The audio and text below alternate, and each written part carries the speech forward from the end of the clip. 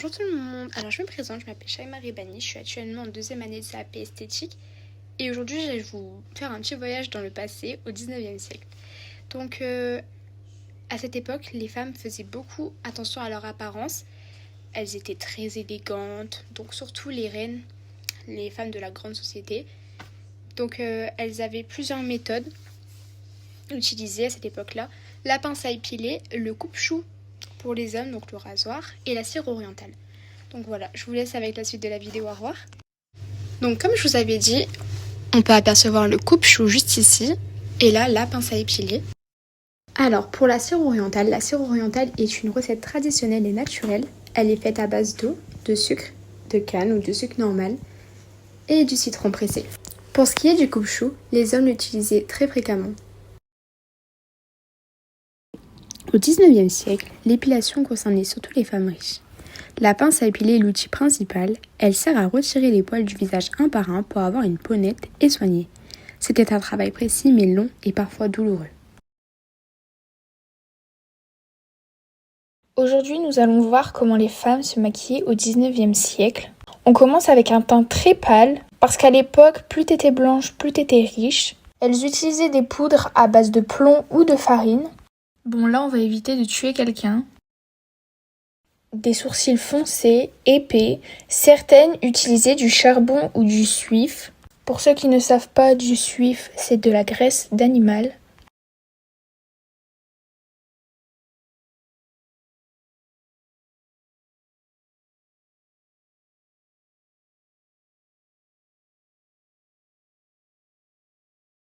Elles aimaient avoir les joues très très rouges.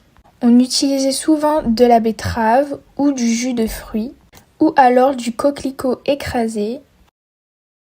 On n'a pas besoin d'un blush Dior, un potager ça suffit largement.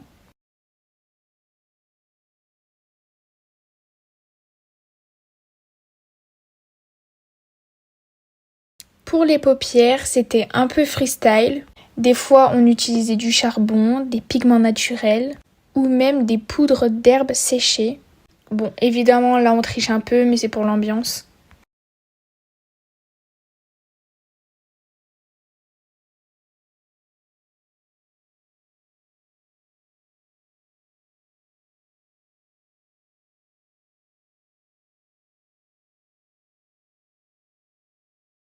Et enfin, la bouche bien rouge.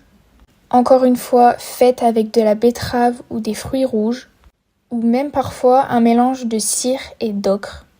L'ocre, c'est une terre naturelle. Elle est assez colorée et très riche en argile. Donc elle broyait cette terre pour en faire de la poudre et se maquiller.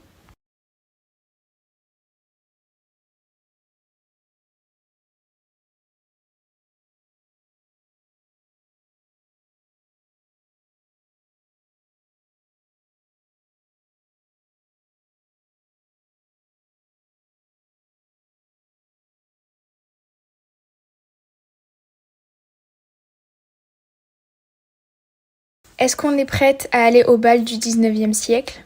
Pas sûr, mais on a tenté. La manucure de 1801 à 1880. La manucure consistait principalement à limer les ongles à la main et à les nettoyer, avec des limes en métal ou en verre.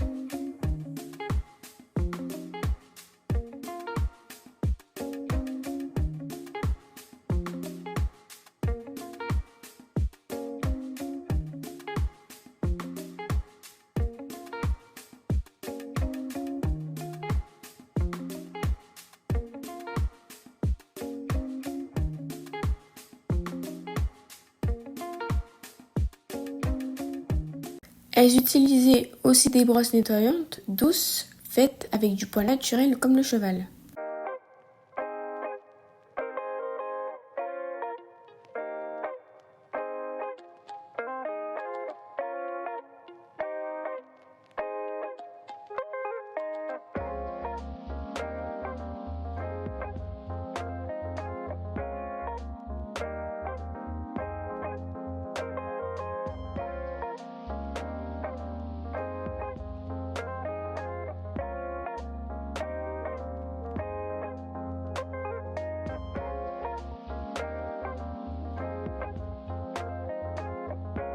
La manucure était indispensable pour être bien vue comme un signe de raffinement. Au XIXe siècle, le parfum devient plus qu'un simple produit de beauté. Il entre dans le quotidien des élites comme un symbole de raffinement. Grâce à la révolution industrielle, la parfumerie évolue.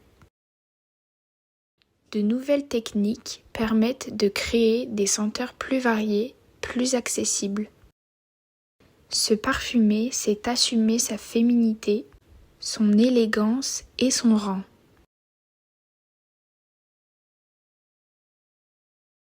Les maisons de prestige comme Guerlain naissent à Paris, offrant des parfums aux notes florales, boisées ou musquées.